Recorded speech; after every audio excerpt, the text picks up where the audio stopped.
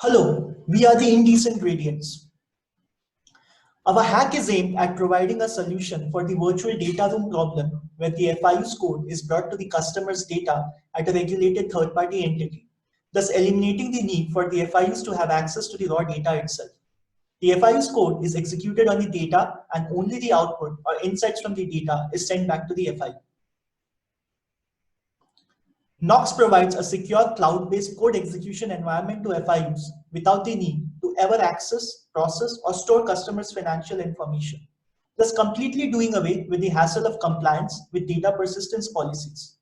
FIUs can remotely upload reusable custom functions in JavaScript or Python onto Knox and directly execute on the FI data provided by financial information providers. This will substantially reduce the FIU's barrier to entry to the AA ecosystem. Customers, on the other hand, will always have complete visibility of the data flow and can trust that the data will always be handled responsibly. In order to build Knox, we propose the addition of a new regulated entity within the AA framework, namely the Virtual Data Room Provider, VDRP in short. This will allow for stricter storage and persistence policies to be applicable to such an entity, thus establishing trust. To support this new entity, we also extend the Revit API specs. So how does the data actually flow within this enhanced framework? To start with, the FIU uploads their custom code onto Knox.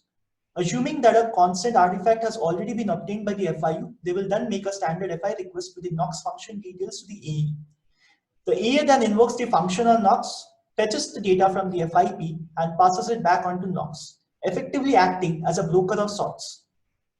Knox in turn computes on the data and returns just the output of that execution back to the AA. This ensures that the customer is always assured that the data is truly being processed by a VDRP and not an FIU. The execution output can even be made available on the customer's AA client app for review. Finally, if Knox receives anonymized data in the first place, we can also ensure that it will never have any context with respect to which customer's data it is processing. Let's move on to the demo now. When you log in as an FIU, you are greeted by a dashboard offering a telemetric view of your resources. In Knox, functions are called actions. Let's create a new JavaScript action to check whether the average balance is greater than 50,000. Make sure that you enter a unique name for the action. Also, add sufficient timeout and memory for its execution. Finally, we add in the code and save the action.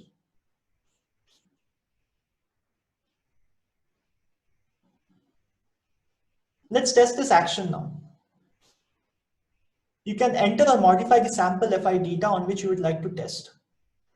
As you click on the test button, it's important to mention that this doesn't directly call into the Knox backend, but routes the request to a mock AA that we have built in order to comply with our proposed enhancements to the AA framework. Everything else that you see in this demo is 100% functional end-to-end. Coming back to the context of testing our action, you will have noticed that new action execution has been listed. We will refresh this to take note of the changing action status. Ideally, this should change to the output ready status, at which point a notification is sent to the AA by the VDRP to fetch the output. Note that Knox actions can only accept and return JSON objects, primarily because the FI data is usually available in JSON and it is easier to enforce security controls on a JSON output. Knox enforces a strict Boolean-only policy on a function output, so only true or false answers are allowed. Now let's switch to a different action that has already been executed before. If I look at the details of a recent execution, you will see that there is an error. We actively check for non-Boolean values on the function output and invalidate them if required. In this case, the code tried to return the actual average balance.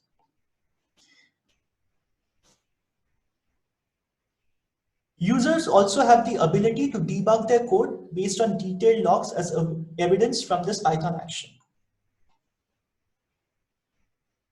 In case you are wondering, Knox does not store any of the encrypted or decrypted FI in its database at any point in time as a strict non-persistence policies.